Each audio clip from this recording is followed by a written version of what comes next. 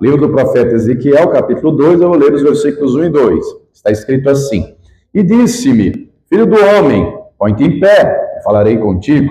Então entrou em mim o Espírito, quando falava comigo, e me pôs em pé, e ouvi o que me falava.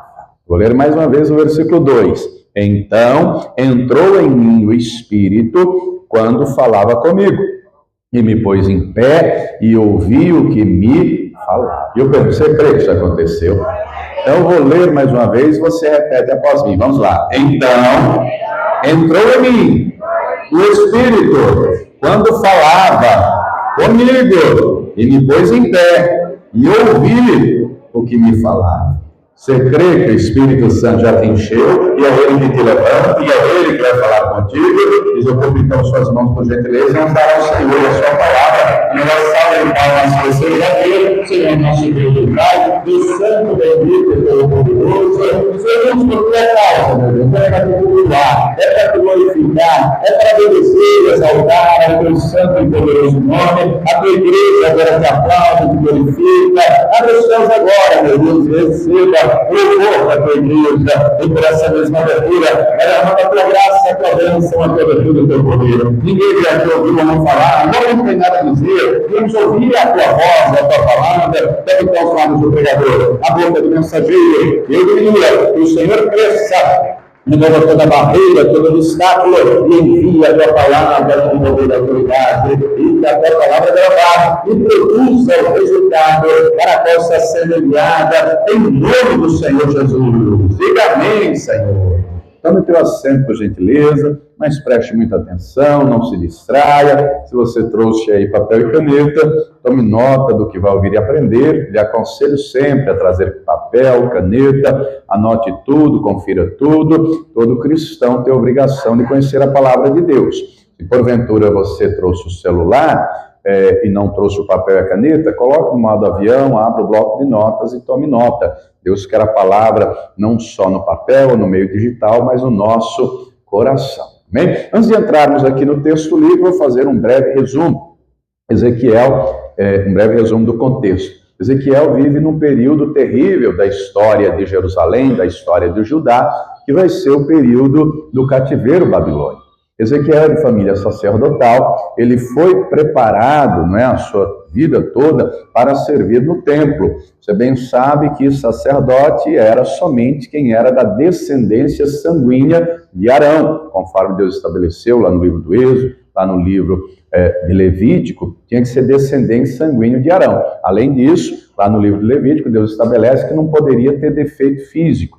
E você bem sabe que tudo isso aponta para a perfeição que há na vida do sacerdote dos sacerdotes. Qual é o único sacerdote perfeito? Jesus Cristo, não é? Muito bem, Ezequiel então é preparado para ser sacerdote no templo em Jerusalém. Todavia, isso não vai acontecer, porque ele e tantos outros são levados lá para a Babilônia, são levados cativos. E segundo a história, ele é levado no primeiro cerco, no ano 606 a.C., e alguns anos depois, no ano 587, é quando de fato vai haver a destruição de Jerusalém, a destruição do templo. Inclusive, o capítulo 1 aqui de Ezequiel começa com ele tendo uma visão estrondosa, tremenda, que é uma tempestade imensa, gigantesca, vindo do norte.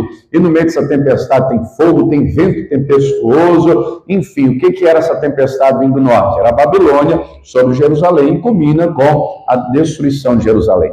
O povo é levado cativo lá para a Babilônia. E é um tempo difícil, é um tempo de humilhação, de tristeza, de angústia. Depois você anote e leia o Salmo 137. O Salmo 137 é escrito por aqueles que são levados para lá, para a Babilônia. E o texto vai dizer que quando eles chegaram lá, junto aos rios da Babilônia, sentaram e choraram, lamentaram, entristeceram, lembrando de Sião.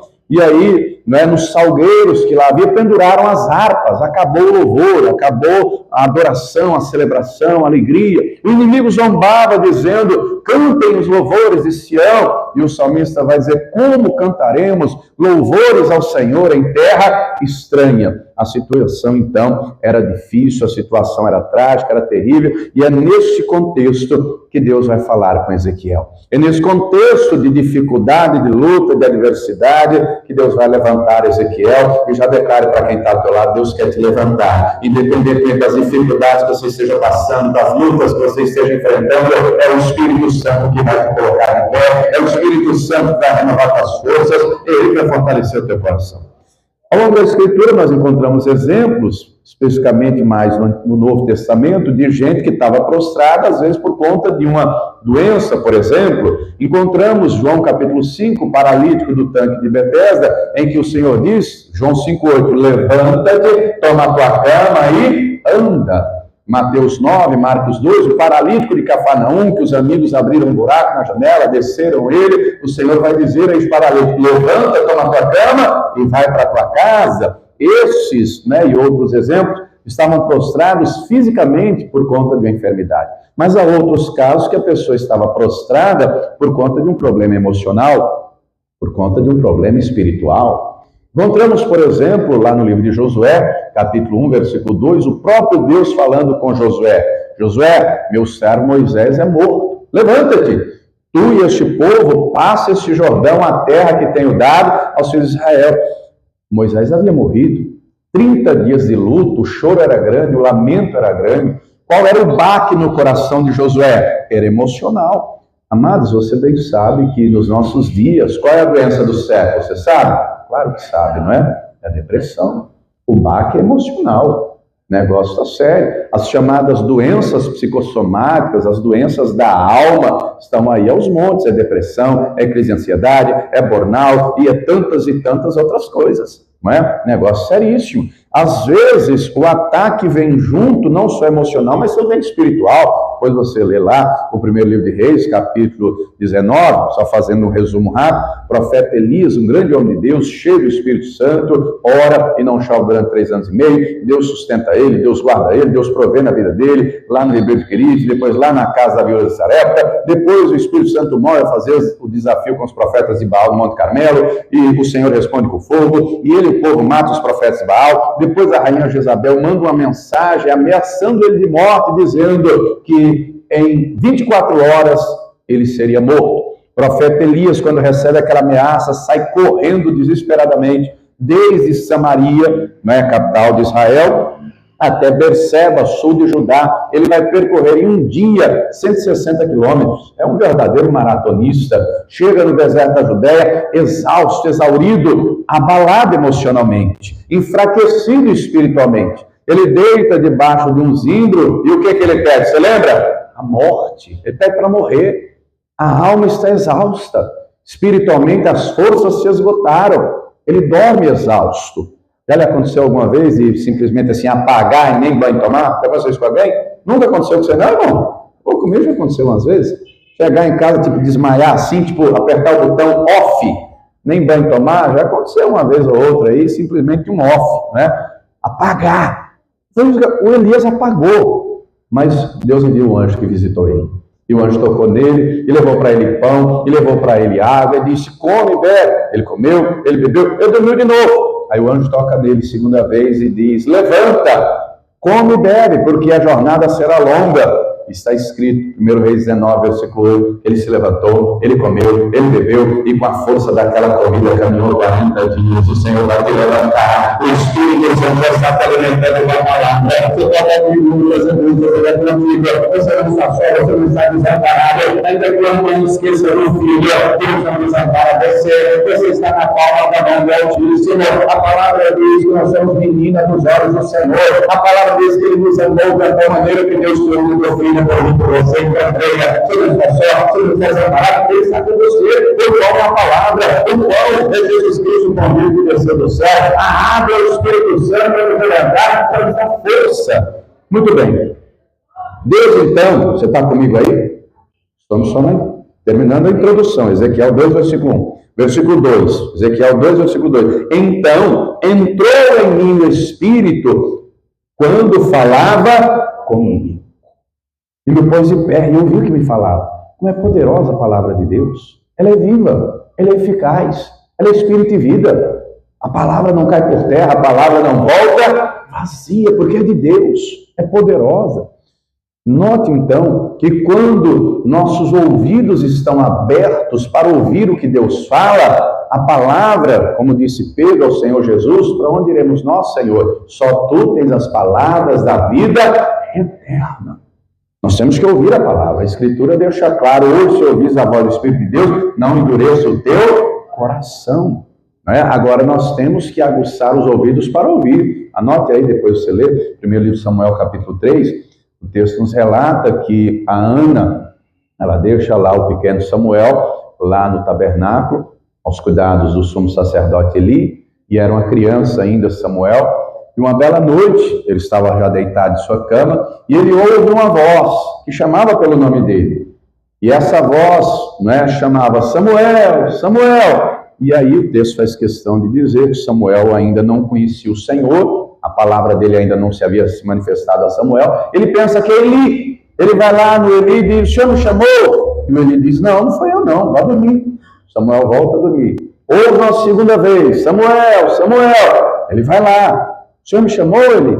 Ele diz: não. E aí Eli, né, já estava velho, já não buscava mais a Deus, mas ainda tinha um mínimo ali, um pingo ali de discernimento espiritual, e ele aconselha aquele pequeno jovem Samuel, aquela criança, dizendo: ó, se chamar de novo, não sou eu não, é Deus. Você vai dizer o seguinte: fala, Senhor, porque o teu servo ouve. E aí ele volta, o Samuel, para o quarto, ouve de novo, né? Ouve aquela voz chamá-lo de novo, ele vai dizer o que ouviu, e Deus vai falar com ele. Depois você lê lá o que Deus falou, foi pesado a respeito da casa de Eli, foi a respeito da destruição da casa de Eli, a morte dos filhos de Eli, a morte do próprio Eli, mas Deus falou porque o Samuel queria ouvir. Agora compreenda, Deus ele quer falar, mas nós temos que estar dispostos a ouvir. E Deus vai falar o que nós precisamos ouvir, seja, né, falando conosco, ou seja, para nos usar para falar com alguém. O que Deus falou? Vamos ler aqui no versículo 3, você encontrou aí? Lembrando que Deus chamou, não foi só Ezequiel no Antigo Testamento, ele chama Isaías, ele chama Jeremias. A Isaías, ele pergunta: quem enviarei? E Isaías diz: eis-me aqui, envia-me a mim. A Jeremias, ele diz: antes que você fosse formado no ventre da tua mãe, eu te chamei, eu te gerei para ser profeta às nações. Encontrou, está em Ezequiel, o Espírito Santo vai levantar Ezequiel para um propósito. Olha o versículo 3. E disse-me, o que é que Deus falou com ele? Filho do homem, eu te envio aos filhos de Israel, as nações rebeldes, que se rebelaram contra mim. Eles e os seus pais prevaricaram contra mim até este dia. Vamos entender aqui, porque isso é seríssimo, não é? A conjuntura é de dificuldade, mas vamos entender que Deus está trazendo a explicação das coisas. O porquê daquela situação toda. Por que do cativeiro? Por que daquela adversidade toda? Porque o povo havia se rebelado contra Deus. Não é? Se você ler o livro de o profeta Jeremias, se você ler o livro de Miqueias e de outros profetas, você vai entender. O povo se enveredou pelo pecado e, né, colocou a marcha lá, funda, direta, ladeira abaixo. Pecado, pecado, pecado. Deus usou Jeremias, Deus usou profetas, mas o povo não deu ouvidos. Se obstinou pelo pecado que culminou com o cativeiro babilônico. Agora note que Deus está falando com Ezequiel para trazer a explicação. Final do versículo 3. Eles, seus pais, prevaricaram contra mim. Se você tiver uma caneta, grife aí a palavra prevaricar. Se você tiver uma tradução como Almeida Atualizada, King James, NVI, enfim, outras traduções vão dizer transgrediram. Transgredir é o mesmo, né, que desobedecer, se rebelar. A expressão, o verbo prevaricar, o dicionário define como faltar ao cumprimento do dever por interesse ou má fé. É a definição do dicionário. Eu vou ler de novo. O verbo prevaricar no dicionário é faltar ao cumprimento do dever por interesse ou má fé. No nosso Código Penal, nós temos, inclusive, disposto dos crimes contra a administração pública, tem lá o artigo 319 do Código Penal, que traz o crime de prevaricação. E o Código Penal diz assim, artigo 319, retardar ou deixar de praticar indevidamente ato de ofício ou praticá-lo contra a disposição expressa de lei para satisfazer interesse ou sentimento pessoal, pena de detenção de 3 meses a 1 ano e multa. Note aqui, é o que o Código Penal diz. Mas o que é então a prevaricação no sentido espiritual? É deixar de fazer o que sabe que tem que fazer. Como assim, pastor?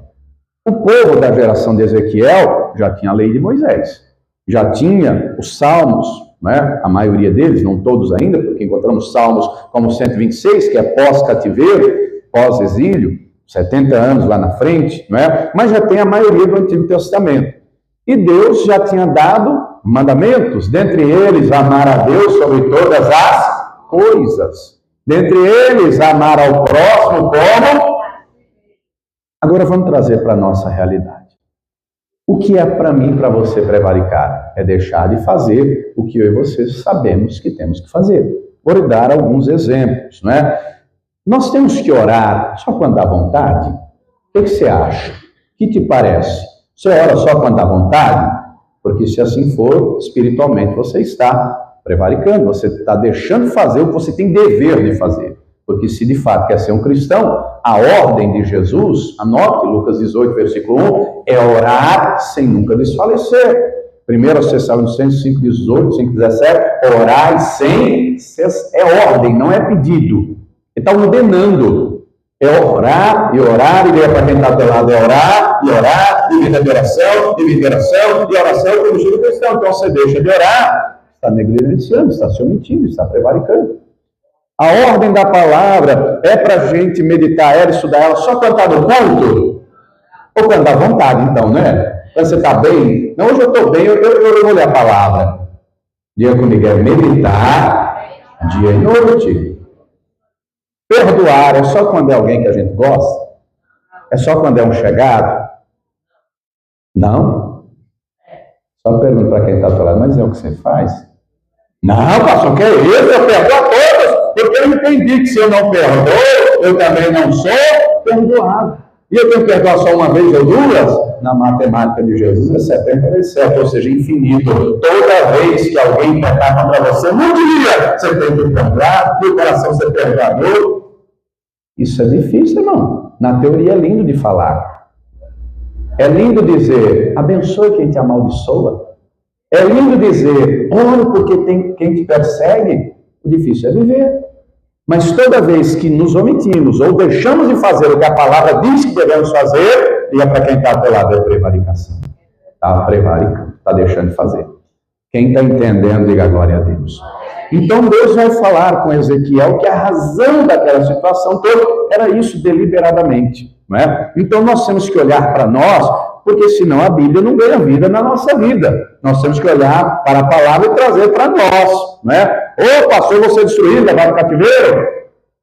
Provavelmente não, mas você pode, se não mudar a conduta, uma vez que a palavra diz que quem está em Cristo, nova criatura, as coisas velhas passaram. Tu se fez novo, conduta nova, comportamento novo. Romanos 6,4, o texto diz que nós devemos andar em novidade de vida. Essa novidade de vida é novidade no comportamento, é na conduta. Não é? Você está comigo em Ezequiel ainda? Versículo 4. E os filhos e os seus filhos são de semblante duro, obstinados de coração, que viu a eles, assim dirá, assim do Senhor Jeová. Versículo 5. E eles, quer que ouçam, quer deixem de ouvir, porque são casa rebelde, hão de saber que esteve no meio deles um profeta. O que Deus está dizendo a Ezequiel? Fala. Quer ouçam, quer não ouçam. Diga para quem está ao teu lado, é para levar a palavra. Diga assim, é para anunciar. Preste atenção, primeiro o Espírito Santo quer te encher. Primeiro o Espírito Santo quer te colocar de pé. Oi, me dando seus dúvidas que você tem travado, mas o Senhor vai te colocar de pé. O Senhor vai te encher na presença dele, vai te colocar a palavra dele. Ele tem um propósito. Qual? Capítulo 3. Vamos ver o propósito. Não é por acaso, não é? Capítulo 3. Capítulo 3. Vai lá comigo. Deus espera que eu e você não prevariquemos. Pelo contrário, vivamos a palavra. É orando, é jejuando, é perdoando, é sendo fiel, é honrando e assim por diante, né? Fazendo conforme a palavra ensina, sendo não ouvinte esquecido, mas praticante da palavra. Deus chama Ezequiel para um propósito. capítulo 3, versículos 16 e 17. E aconteceu que ao fim de 7 dias veio a palavra do Senhor a mim, dizendo, versículo 17, Filho do homem, eu te dei por atalaia sobre a casa de Israel. E tu, da minha boca, ouvirás a palavra e os avisarás da minha... Vamos entender aqui. Se você tiver a caneta, grife aí a palavra atalaia. O que era uma atalaia? No tempo bíblico, as cidades eram muradas. Tinha um muro por questão de segurança, porque haviam guerras constantemente. As cidades eram um pouco mais distantes. Não é como hoje, né? Hoje você está aqui em Carapicuíba, se você pegar aqui a avenida do lado, você desce 5 minutos, você entrou em Osasco, a pé. Não tem muro nenhum, né? Osasco está aqui do lado. Se você caminhar uns 20, 30 minutos a pé, você entra em Barueri. Caminhar aqui a avenida direto, sentido Cotia, você vai entrar em Cotia. As cidades hoje estão, né, muito próximas, aglomeradas. No tempo bíblico não era assim, as cidades eram mais distantes e eram muradas por questão de segurança. E para aumentar ainda mais a segurança, ficava um soldado, um sentinela, em cima do muro, espalhados ao redor da cidade para vigiar se viesse inimigo, se viesse invasão. E o sentinela, o atalaia, né, tinha que estar lá e ele tinha que levar um chofar, uma trombeta, para que se viesse o inimigo, ele tocasse a trombeta e ele avisasse. E ele tinha que saber tocar a trombeta, né? Você sabe que tem alguns toques que são muito conhecidos. Quando você está na rua, está na sua casa e ouve aquele barulhinho, aquele toquezinho que diz assim... É o toque do quê?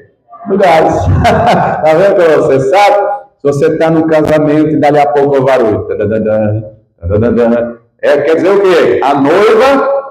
Embora que hoje em dia, né, cada casamento o pessoal quer deixar único, quer gente cantando, fazendo diferente, mas via de regra, quando der esse toque, todo mundo já se liga. A noiva, o momento mais sublime, todo mundo de pé, vamos aguardar a noiva. Então, havia o toque de guerra. O atalaia, quando visse o inimigo, tinha a responsabilidade de tocar para avisar, a guerra está chegando. E é o que Deus vai dizer para o Ezequiel, que ele é atalaia, o que Deus mandar ele falar, ele precisa falar, ele precisa anunciar, senão Deus vai requerer, assim como no caso do atalaia. Se viesse o inimigo, o atalaia não avisasse e houvesse morte, Deus iria requerer da mão do atalaia, o sangue dos inocentes. Mas se ele avisou e a pessoa não se deu por avisar, problema dela. Do mesmo jeito, Ezequiel, Deus vai levantar ele para anunciar a palavra. E diga para quem está pela Deus quer te encher, te colocar no trono, entregar a palavra, para você será a palavra nesses dias, para você levar a palavra dele. Agora vamos ver um exemplo disso na prática. Capítulo 37. Um texto muito conhecido, vamos ver a prática disso. Um dos exemplos, tem vários outros, mas esse, sem sombra de dúvidas, é de todo o livro, dos mais de 40 capítulos de Ezequiel, esse é um dos mais conhecidos. Né? Capítulo 37. Olha o que diz aqui. Encontrou? Ezequiel 37. Veio sobre mim a mão do Senhor, e o Senhor me levou em espírito, e me pôs no meio de um vale que estava cheio de ossos, e me fez andar ao redor deles, e eis que eram muito numerosos sobre a face do vale, e estavam, como, minha gente? Riquíssimos. Você imagina um negócio desse? Um vale, você sabe que é um campo aberto, plano, imenso. O texto diz que o vale era muito grande, não é? Os ossos numerosos e estavam sequíssimos, ou seja, morreu há muito tempo. Agora, qual é o propósito de Deus dar essa visão ao profeta? Deus vai perguntar, ele vê, ele está vendo, ele está enxergando. Aí vem uma pergunta no versículo 3. Filho do homem, poderão viver esses ossos? Amados, será que Deus não sabe das coisas? É claro que Deus sabe, ele é onisciente, ele sabe tudo, e ele é presciente, ele sabe tudo e sabe com antecedência. Mas qual o propósito da pergunta? Estimular a resposta, interagir, fazer o profeta entender as coisas. E o profeta tem a humildade para responder, tu sabes. Ou seja, eu não sei. Quem sabe é o Senhor. Porque tem coisas que para mim e para você são impossíveis. Tem coisas que nós não conseguimos fazer. Simplesmente não dá. Como disse o Senhor Jesus, você anda ansioso, você consegue aumentar ou diminuir o número do cabelo da sua cabeça? Já está tudo contado. Com a sua ansiedade, você consegue acrescentar meio metro na sua estatura? Claro que não. Tem coisas que para mim e para você são simplesmente impossíveis. Agora, para Deus tem alguma coisa impossível? Para Deus tem alguma coisa impossível? Deus pergunta, e o profeta responde, tu o sabes. Ele não sabe. Nós temos que ter humildade para reconhecer que tem coisas que você não sabemos. Como já dizia o filósofo, há mais coisas entre o céu e a terra do que sonha a nossa vã filosofia. Biblicamente, Deuteronômio 29, 29, as coisas encobertas são para o Senhor nosso Deus, as reveladas são para nós e para nossos filhos, para guardarmos todas as palavras desta lei, da Escritura. O profeta então admite que não sabe. E aí Deus vai falar com ele, versículo 4. Então me diz, profetiza sobre estes ossos e dize-lhe, ossos secos, ouvi a palavra do Senhor. Assim diz o Senhor Jeová a estes ossos, eis que farei entrar em vós o Espírito, e vivereis. E porei nervos sobre vós, e fareis crescer carne sobre vós, e sobre vós estenderei pele, e porei em vós o Espírito, e vivereis, e sabereis que eu sou. Que coisa tremenda, não? Deus não vai só mostrar aquela cena, que aos olhos humanos é dantesca. Você já viu assim ossos? Você já fez exumação de algum familiar? Não? Esses dias uma irmã foi ali fazer a exumação dos ossos da mãe, né? E já lhe aconselho, se você nunca fez e for fazer, leve uma caixa, leve um recipiente, porque se você não levar nada para transportar os ossos, vão te dar um saco de lixo. A maioria dos cemitérios dá um saco preto, um saco azul, né? Não sei se você sabe, a maioria dos cemitérios sepulta ali a pessoa, fica um tempo, e depois a família tem que ir lá tirar os ossos e levar para um outro cemitério que é específico só para ossos. Só que tem um detalhe aí no meio do caminho, tem que ir na delegacia fazer um boletim de ocorrência para poder transportar, e às vezes na delegacia demora mais do que lá. Só te falando isso porque a irmã foi fazer, ela me mostrou a foto, né, dos ossos lá da mãe dela, né, e a maneira como colocaram, enfim, né, mas estava seco. Só que o texto aqui diz ossos sequíssimos. Aos olhos humanos não tinha como reviver, mas declare comigo, a palavra do Senhor é poderosa. A palavra do Senhor é viva, e a palavra do Senhor dá vida. Agora note um detalhe, por que Deus não deu ordem? Direto para os ossos. Deus levou o profeta ali para ele fazer o quê? Diga comigo, para ele profetizar. Diga para ele fazer o que Deus mandou. Agora pergunto para quem está ao teu lado, o Espírito Santo vai te levantar para quê? O Espírito Santo vai te colocar, encher a palavra para quê? Diga comigo, para você profetizar vida. Diga para você profetizar salvação, libertação, transformação. Para você ser a palavra desse dia, para você ser obra de Deus. Diga comigo, versículo 7. Vamos lá, todos juntos. Então, não, com fé, então, profetizei, como se me deu ordem, e houve o ruído enquanto eu profetizava, e eis que se fez um rebuliço, e os ossos se ajuntaram, cada osso ao seu osso, e eis que vieram novo sobre eles, e cresceu a carne, e estendeu a pele por cima deles. Olha aqui para mim, quando eu profetizou, as coisas aconteceram, e a faculdade lá na frente, profetiza, como eu não está fazendo uma você não, eu vou poder fazer isso, só profetiza, marido é central, essa estrela vai ser guerra, tem que vai ser guerra, a libertação vai chegar, essa situação não vai acontecer,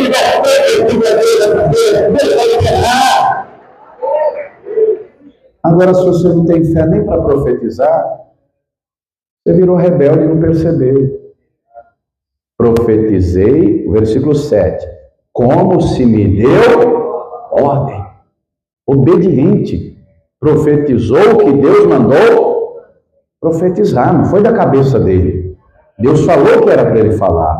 Ô, irmãos, anote aí, depois você lê Lucas 17, versículo 10, Jesus disse, e quem só faz o que é mandado é o quê? Você lembra? Serve. E que não faz nem o que é mandado. Sabe que tem que orar, mas não ora. Sabe que tem que jejuar, mas não jejua. Sabe que tem que estudar a palavra, mas não conhece nada de Bíblia. Ainda diz para Deus, eu não tenho tempo. Você imagina naquele grande dia, lá na glória, Deus pegando o relatório do teu celular, que vem toda semana, e dizendo, olha quanto tempo você passou no WhatsApp. Olha quanto tempo você passou no Instagram. Olha quanto tempo você passou na rede social. Você não tinha tempo para orar? Você não tinha tempo para estudar a palavra? Você era um analfabeto bíblico? Você não encheu seu coração de fé por quê? Você era um murmurador por quê? Um rebelde por quê? Olha aqui, eu não tinha tempo, trabalhava muito. Para isso você arrumava tempo. Está entendendo a seriedade da coisa? Não seja rebelde, seja obediente, seja proativo. É o que Deus espera de cada um de nós, buscar, desejar, querer e fazer. Não é? Querer e fazer. Mas continuando a leitura, o texto diz que não havia Espírito, versículo 9. E ele me disse, quem? Deus. Profetiza ao Espírito. Profetiza ao Filho do Homem e diz ao Espírito, assim diz o Senhor Jeová. Vem dos quatro ventos, ó Espírito, e sopra sobre esses mortos para que vivam. E profetizei como ele me deu ordem. Então o Espírito entrou neles. Vamos ler todos juntos o versículo 10? Fala comigo. E profetizei como ele me deu ordem. Então o Espírito entrou neles. E viveram, e se puseram em pé, um exército grande, extremo, você, talvez lá onde você mora, acredito que esteja com isso aqui, você vai ser a palavra lá, vai ser profeta lá, vai levar a palavra de vida, vai ser levar, vai televisar, o Espírito virá, e Deus vai encher. Agora preste atenção, tem gente que às vezes usa a boca para amaldiçoar, não vigia no que fala. Está escrito, Salomão disse lá no livro de Provérbios, a vida e a morte estão no poder da língua. E cada um vai comer do seu fruto. Se você profetizar vida, você vai colher vida, mas profetizar morte, profetize vida. Ainda que você olhe a situação, alguém, você pense, não tem jeito, isso aqui vai morrer de overdose. Isso é um nóia, não tem jeito. Isso é um cachaceiro. Não, a situação é irreversível, a doença chegou, está aí o médico, está aí o exame, está aí o diagnóstico. Meu irmão, pode não ter jeito para você, mas tem jeito para Deus, nada é impossível. Você já entendeu que o Vale de Ossos Secos representa a nação de Israel. Está escrito, Deus deixa claro, vai falar nos versículos seguintes, que esses ossos secos são toda a nação de Israel. O cenário era trágico, mas Deus vai usar o profeta para liberar uma palavra. No capítulo anterior, Deus já havia dito que ia tirar o coração de pedra e colocar o coração de carne. Deus já havia dito que o povo estava tomado de imundícia, mas Deus iria lavar com água limpa, com água pura. Preste atenção. Nesse mundo está cheio de gente morta, ossos sequíssimos. E Deus quer levantar os Ezequiéis dessa geração. Homens e mulheres cheios do Espírito Santo. Homens e mulheres dispostos a ouvir. Homens e mulheres que compreendem, eu não vou negligenciar minha parte, eu não vou prevaricar, eu vou vigiar, eu vou orar, eu vou jejuar, eu vou me santificar, eu vou buscar Deus, eu vou fazer a minha parte, eu quero estar de pé na presença do Senhor, porque quem está de pé pode estender a mão para levantar os outros. Quem tem palavra de vida, pode levar a palavra de vida. Quem carrega a presença do Altíssimo, vai profetizar a presença do Altíssimo. Quem recebeu do Senhor vida, vai transmitir vida também. Nunca com o seu vida, Ezequiel. Diga para quem está ao lado, o que Deus quer fazer conosco também. Diga, enquanto você vai comentar pela criança, está vindo essa palavra. O Espírito Santo está enchendo o teu coração. Enquanto você está vindo essa palavra, o Espírito Santo está te levantando, está te repreendendo, está te fortalecendo, filho, vai precisar para levantar. Quem está com a bola lá na tua casa, no teu trabalho, no teu presente e agora, Deus. 1 de Pedro 2,9, fala comigo para terminarmos. Primeira carta de Pedro, capítulo 2, versículo 9. Enquanto você encontra, é fácil localizar, é lá no final, quase o Apocalipse, tá? Vai no Apocalipse e volta, que é mais rápido. Primeira carta de Pedro, capítulo 2, versículo 9. Está escrito assim, preste atenção. Mas vós sois a geração eleita, o sacerdócio real, a nação santa, o povo adquirido, para que anuncieis as virtudes daquele que vos chamou das trevas para a sua maravilhosa. Vamos ler esse texto em primeira pessoa, que fica melhor, fica mais fácil, não é? Levante a mão direita e declare assim: eu sou geração eleita, sacerdócio real, nação santa, povo adquirido, para anunciar as virtudes daquele que me chamou das trevas para a sua maravilhosa luz. Você entendeu isso? Em primeiro lugar, nós somos, eu e você, geração eleita. Quem foi que nos elegeu? Diga Deus. Grife aí, anote lá, Efésios 1:4. Anote aí, não é? Vou fazer aqui uma analogia para você entender. Você sabe que daqui a alguns dias é eleição, né? Todos nós teremos que ir votar, e nessa eleição é para prefeito, para vereadores, mas serão eleitos, né? Tanto prefeito, prefeitas, enfim, vereadores, mas eles têm um mandato que dura quanto tempo? 4 anos. Irmãos, aqui eu vou fazer um parênteses rapidamente. Tome cuidado em quem você vai votar. O voto é seu, é você e Deus. Analise algumas coisas, faça uma triagem, tome cuidado, porque tem gente que, me perdoe a sinceridade, não tem um mínimo de bom senso. Se você conhece a palavra, você não pode dar um voto. O voto é uma procuração em branco em quem é contrário à palavra. Deus é a favor da família ou quer a destruição da família? Deus é a favor da liberação de droga? O que você acha? Você acha que Deus é a favor de abortar a criança? Você acha que Deus iria aplaudir um banheiro para usar menino e menina na escola? Por que eu estou te falando isso? Porque tem gente que apoia isso. Faça uma triagem. Primeira coisa, é cristão ou não? Primeiro crivo. Primeira coisa, top 1 da lista. Top 1. O candidato a candidata é cristão ou não? Por quê? Porque a palavra vai falar do Daniel, que era lá na Babilônia, cargo político, do José, lá no Egito, lá em Deuteronômio 17, quando fosse haver rei, era para ser do povo. Primeira coisa, é cristão ou não? É. Faz uma investigação na vida. Anda em justiça, vive em justiça, é ímpio. Porque a palavra diz que quando o justo governa, o povo se alegra, porque governa com justiça, faz o bem. Quando o ímpio governa, o povo geme. Deu para entender? Outra coisa, ainda que não seja cristão, mas quais são os valores? Defende família, é contra drogas, é contra, né, liberação de drogas, de maconha, essa coisa toda, é contra aborto, essas pautas são antibíblicas. Deu para entender? Faça essa análise, tome cuidado com isso, não é? O voto, às vezes, lá não é nem 1 minuto para digitar, mas às vezes é 4 anos para se arrepender. Tome cuidado. Então, voltando aqui, a eleição, tome consciência política, tá? Desculpe a sinceridade da fala, aproveitando o gancho, tem muita gente que diz assim, o político é um ladrão. O político é o reflexo da sociedade. Se o político é ladrão, é porque quem votou nele é ladrão. Se o político não tem caráter, é porque quem votou nele não tem caráter. O político é um reflexo da sociedade. Olha a seriedade da coisa. Se queremos mudança como cidadãos, temos que ter entendimento para não só dar o voto, analisar, fazer ali a triagem, mas acompanhar. Eu e você hoje estamos com o celular na mão, podemos acompanhar. Se fez errado, tire e não dá mais voto. Vote em quem quer fazer o certo. Deu para entender? O político é reflexo da sociedade. Mas voltando aqui, o político então é eleito, em um outro parênteses, né? O executivo, prefeito, governador e presidente só pode reeleger uma vez, ou seja, no máximo 8 anos de mandato. No legislativo é indeterminado, ou seja, o vereador, o deputado estadual, o federal, o senador pode se reeleger várias e várias e várias vezes. Por que eu estou te falando isso? Porque Deus nos elegeu nele, e é comigo antes da fundação do mundo. Diga-me, essa eleição, levanta a mão e declara, agora Deus nos elegeu para quê? Foi para um propósito, levanta a mão para a exceção, e a exceção, é irrepreensível, Deus nos elegeu para isso. Mas o texto diz, além de nós sermos geração eleita, somos sacerdócio real, temos o privilégio de servir ao Rei dos Reis. No tempo do Antigo Testamento era exclusivamente para a descendência sanguínea de Arão.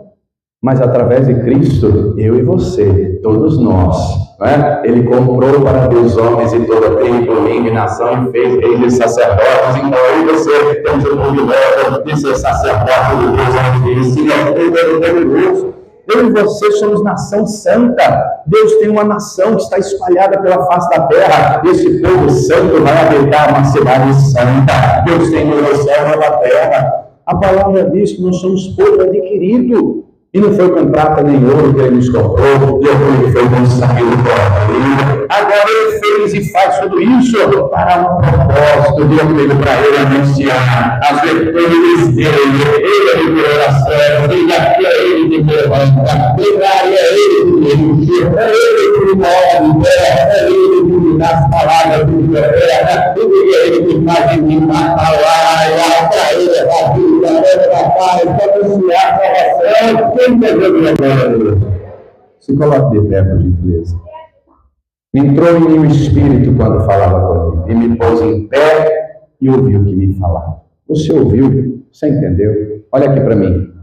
Eu acho que você percebeu que nós já estamos no tempo do fim. Você tem percebido isso? Vou fazer um resumo rápido. As tragédias da natureza estão aí a cada dia, não é? Até pouco tempo atrás, aqui, o litoral de São Paulo, São Sebastião, teve chuvas e uma tragédia, né? Desmoronou casa, o barranco, mas em Petrópolis, até pouco tempo atrás, no Rio de Janeiro, mais de 200 pessoas morreram, e teve enchente lá na Bahia, e teve enchente em Minas Gerais, e teve enchente lá no Pernambuco. Esse ano, começo do ano, já teve a tragédia lá do Rio Grande do Sul, que foi o estado inteiro debaixo d'água, uma tragédia sem precedentes. Só que esses dias, qual é a tragédia agora? As queimadas. Fogo, não é? Esses dias vi um mapa numa reportagem, o Brasil praticamente inteiro, todos os estados quase que praticamente, em chamas, queimando. Esses dias foi notícia mundo afora que a cidade de São Paulo tinha o pior ar, a pior qualidade de ar do mundo. Quando vi a notícia, eu peguei o celular e fui na parte assim do tempo, sabe? Estava lá insalubre. Quem já trabalhou em fábrica ou com produto químico sabe o que é insalubridade, né? O que era isso na prática, pastor? Respirar estava tóxico por causa da fumaça, poluição, coisa séria. O que é isso, pastor? É Deus dando sinais. Os sinais estão aí, seja na natureza, seja na política, governos que são completamente contrários à Bíblia, não só no nosso país, mas mundo afora, não é? Ideologias onde não tem patriotismo, onde não tem Deus, onde não tem família. Meu irmão, comunismo não tem Deus, são ateus. A China é ateia, não tem Deus, não pode ter religião, não pode ter nenhuma, isso é seríssimo. Na economia, eu acho que você já percebeu que logo não vai mais existir dinheiro de papel. Você já percebeu isso, né? O Pix veio para chegou para ficar, aliás, né? Muitos países afora já têm transferência imediata de dinheiro há muito tempo. O Fundo Monetário Internacional, o FMI, já está dizendo que já tem mais de 100 países com transferência eletrônica direta de dinheiro e que logo é necessário uma moeda única mundial. Olha só, você acha que tudo isso é por acaso? Claro que não, queridos, a palavra tem que se cumprir. No aspecto da sociedade, a palavra nos fala, não é, de tempos difíceis. Será que estamos vivendo esses tempos difíceis? O que você acha? Será que tem gente por aí egoísta, avarenta, soberba, orgulhosa, blasfema, rebelde, teimosa? Será que tem? Será que está acontecendo? Então nós temos que abrir os nossos olhos. A despeito de tudo isso, cada um aqui, eu e você, cada um tem seus problemas, cada um tem suas adversidades. Se eu fosse parar para perguntar a cada um aqui quais problemas enfrenta, talvez viraríamos o dia, a noite, chorando, um lamentando com o outro, campeonato de churumelas para ver quem está com mais problema. Todos nós temos problemas. Todos nós temos as nossas lutas, as nossas adversidades. Mas é o Espírito Santo que nos põe de pé. É a palavra que nos dá vida. É Deus que nos dá vitória, está escrito, mas graças a Deus que nos dá vitória por Jesus Cristo. Ele nos coloca de pé, Ele nos enche, Ele nos renova, Ele coloca a palavra dele em nós para nos usar. Está cheio de gente aí que está naquela condição de ossos secos. Quantidade de bares, a quantidade de gente aí nos bailes funks, inferninhos, enfim, veja os noticiários. É marido matando mulher, é mulher matando marido, é pai matando filho, é filho matando pai. Sim ou não? As tragédias estão aí todos os dias. E somos nós, é a igreja do Senhor, é o povo do Deus vivo que tem que ser sal da terra e luz do mundo. Tem que ser e fazer a diferença. Ô querido, Deus não chamou Ezequiel para estar apontando o erro dos outros. Deus levantou Ezequiel para profetizar a vida. Deus não te chamou para estar apontando a vida alheia. Deus nos chamou para levar a palavra dele, para viver anunciando as virtudes e anunciar com palavras ou até mesmo sem palavras, com a conduta, com o comportamento, com o bom testemunho. Quem está entendendo, diga glória a Deus. E nós temos que fazer a nossa parte, porque o dia da prestação de contas está chegando. E cada um, diz a Escritura, cada um dará conta de si a Deus. Enquanto estivermos aqui, o Espírito Santo quer nos levantar, quer nos encher, quer nos revestir e quer nos usar. Eu pergunto, você também quer que Ele faça tudo isso na sua vida?